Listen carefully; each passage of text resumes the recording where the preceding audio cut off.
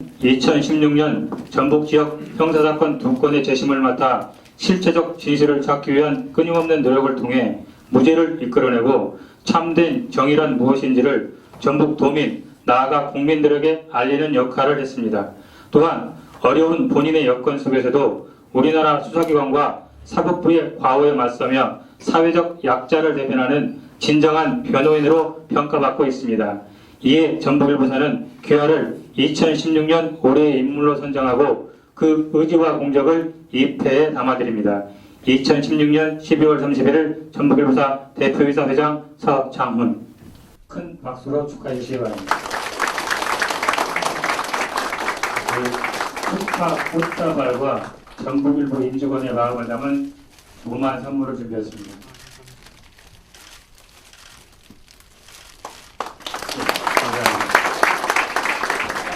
전북인이 아닌데 전남인입니다.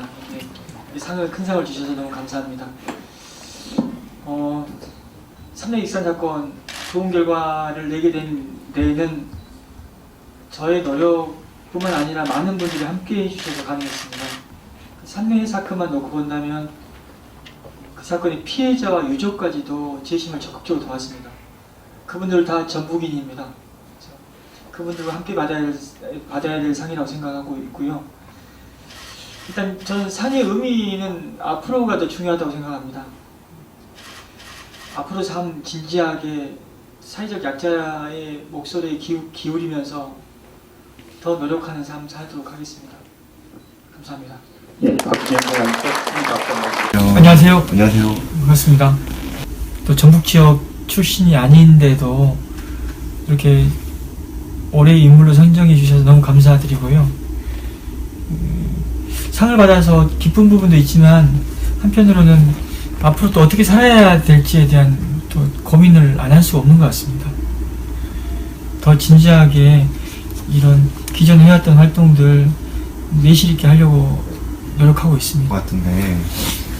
예, 파산 변호사라는 얘기를 너무 자주 들었었어요. 초반에 특히나 지난해 그 스토리 퍼닝 초반에는 여기저기 가는 곳마다 파산 변호사라는 얘기가 나와서 한 번은 어떤 방송에서는 제 자존감의 문제라서 좀 해명을 하고 싶다고 하면서 좀 파산에 이르게 된 과정이나 이런 것들 좀 해명한 적이 있었거든요. 네. 그런데 어찌됐든 간에 파산 상태까지 갔던 건 맞아요, 거의. 그리고 또 그걸 시민들의 연대의 힘으로 극복했기 때문에 파산 변호사로 불리는 것도 제 운명이라고 생각합니다. 지금 경제적 상황은 지난해 수많은 후원을 통해서 회복이 됐고요. 또 지난해에는 제게 파산 상태에서 경제적으로 회복을 할 수 있었던 한 해이기도 하지만 제 어떤 사람의 가치가 많이 커져버렸습니다. 그러다 보니까 앞으로 뭐 책이나 강연을 통해서 경제적인 어떤 활동을 해도 먹고 사는데 지장이 없겠구나라는 어떤 자신감을 얻게 만들어줬습니다. 그런 측면에서는 지난해는 굉장히 저한테 큰 의미가 있는 한 해였습니다. 그렇군요. 일단 가장 힘든 건 개인적으로 어떤 재심을 준비하는 과정이라기보다는 재심이 긴 시간을 요하는 거기 때문에 그 억울한 옥살이를 했던 분들이 그런 정의로운 결과를 보기까지 버티는 시간이 힘든 거거든요. 그런 부분에 있어서 이제 이런 변호사의 역할로는 한계가 있는 부분들이 있습니다. 그건 사회적 시스템의 문제라고 저는 보거든요. 그래서 많은 분들이 좀 더 이런 어떤 억울한 사건에 관심을 갖고 또 억울한 분들을 배려해주는 어떤 활동을 해주셨으면 좋겠고요. 저 같은 경우에도 이제 이렇게 일이 지체되는 것에 대한 정의의 실현이 지연되는 것에 대한 책임이 저한테도 이제 올 수 있다는 생각을 요즘엔 좀 무겁게 받아들이고 있습니다. 왜냐하면 그 외부 활동이 많아지다 보니까 변호사로서 일을 하는 게 아니라 외부 활동이 주가 되는 그런 상황이 좀 벌어졌거든요. 근데 올해는 1월 1일부터 일부러 일을 좀 했습니다. 그리고 또 어제도 했고 또 어떤 밤에 어떤 약속도 잡지 않고 있고요.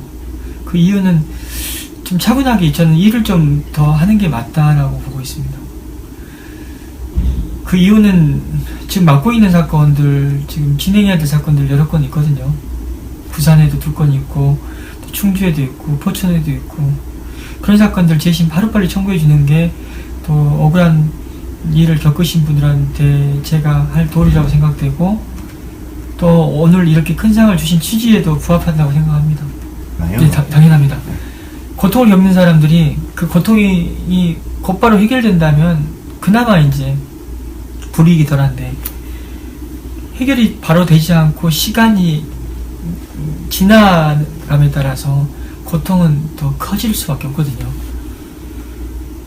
그리고 또 억울한 사건이라는 것이, 진실이라는 것은 시간이 지나면서 항상 멀어지게 되어 있습니다.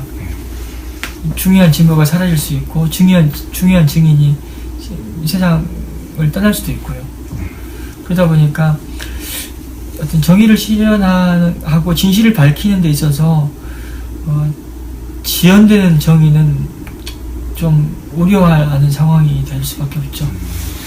요즘에는 제가 서두에도 말씀드렸다시피 저에게 억울함을 풀어달라고 했고, 제가 그런 억울함을 풀어주는 일이 저한테는 선의가 될 수 되겠지만, 그런 선의가 지연됐을 때는 오히려 또 그분들한테 피해를 줄 수 있다는 것을 진지하게 지금 받아들이고 있습니다.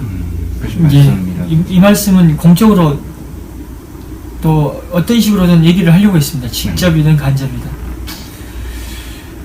3례 사건, 익산 사건은, 3례 사건의 경우에는 진범이 나타나서 잘못을 반성하고 피해자와 유가족을 만나서 사죄를 한 사건입니다. 익산 사건은 아직 공적으로는 확정은 되지 않았지만 사실상 진범이 따로 있는 걸로 우리가 그냥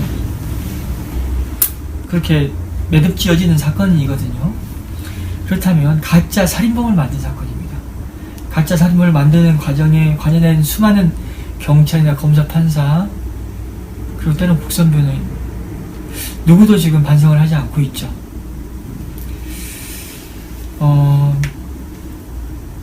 누군가를 비난하기 위함은 아닙니다. 하지만 제대로 이런 조작 사건의 잘못을 인정하고 반성하는 하나의 선례는 제대로 남길 필요가 있다라고 저는 보고 있습니다.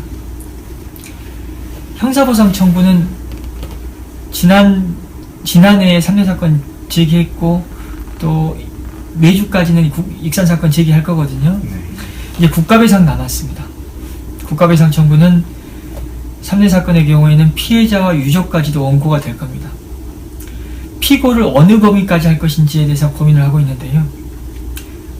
반성하지 않는 공권력 중에서 책임이 중한 사람은 그 개인까지도 피고로 삼겠습니다. 이게 어떤 의미가 있냐면, 이들의 억울한 옥살이에 대한 피해 배상을 국가와 연대해서 책임지는 의미가 있습니다. 제가 이런 말씀을 공적으로 드리는 이유는 꼭 공개적이 아니라 하더라도 사과하고 반성을 하라는 겁니다. 진지하게. 사과하고 반성을 하라. 예, 진지하고 사과와 반성을 한다면 개인적으로 피고까지 되게끔 하는 부분은 충분히 내부적으로 협의해서 막도록 하겠습니다. 그런데 사과와 반성을 하지 않으면 큰 경제적인 부담을 져야 될 거라고 그러는 부분에 대해서 고민을 하셔야 될 겁니다. 그러니까 단지 국가 공권력의 어떤 시스템의 일부로서가 아니라 그 사람의 양심을 걸고서라도 뭐 이걸 제대로 했어야 되지 않냐, 이런 의미도 담겨 있는 거죠? 네, 그렇습니다. 그러니까 이 사람들의 잘못에 대해서 국가에 대해 책임을 묻는 것은 당연합니다. 다만 그 개인에게까지도 책임을 물을 수가 있거든요, 저희가. 근데 그 개인에게 책임을 물었을 때 그 피해배상액은 엄청납니다. 그걸 감당하기 어려울 거예요, 이 사람들. 물론 그 당시 수사검사는 어떤 식이, 아무리 지금 용서를 구한다 하더라도 그 사람 넣을 거예요. 하지만 경찰이나 판사는 그들이 잘못을 인정하고 반성한다면 이 억울한 옥살이 하신 분들 그리고 피해자 유족과 협의해서 피고로 넣지 않을 생각도 갖고 있거든요. 저희가 재심 사건이 잘 됐어요. 잘 되고 나서 제가 많이 부각이 됐습니다. 상도 이렇게 큰 상도 받고 또 여러 언론에서 저를 많이 조명을 해주셨는데요.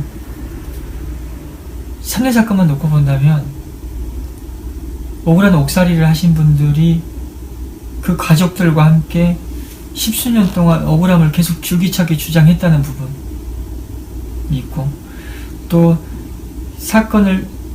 사건에서 가족을 잃은 유족이 있고 현장에서 또 강도한테 협박을 당한 피해자도 있는데 이런 분들이 다 도움을 주셨거든요.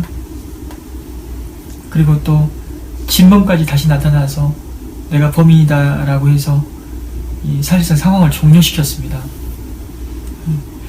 이 말씀을 왜 드리냐면 어떤 사건의 해결 과정에서 어떤 한 개인이 잘해서 되는 게 아니거든요.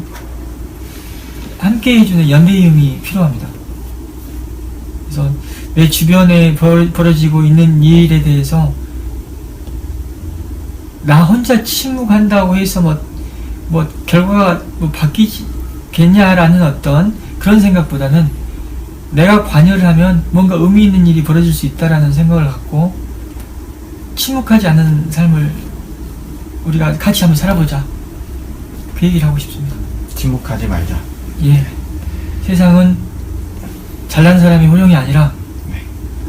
작고 왜소한 그 소시민들의 연대의 의미다. 그건 이번 지난해부터 지금 계속 쭉 이어지고 있는 촛불 집회에 나온 천만의 시민이 보여주고 있는 거 아닙니까? 굉장히 좋은 말씀 감사합니다. 예, 좋은 말씀 감사합니다. 예. 바쁘신데 시간 내주셔가지고 예, 고맙습니다. 예. 여러 가지 말씀을 나눴는데요. 네, 앞으로도 좋은 활약. 참 이게 좀 사적인 욕심이긴 한데 아 예. 앞으로는 이제 개인적인 영리 활동을 할 수 없습니다. 예. 책과 강연을 통해 살아야 되는데요. 아, 앞에 또 갑자기 지연된 적이 네, 생긴 이 책이 거니까 있습니다. 한번 표지를 한번 제가 들고 지금 요 책입니다. 예. 지연된 성입니다.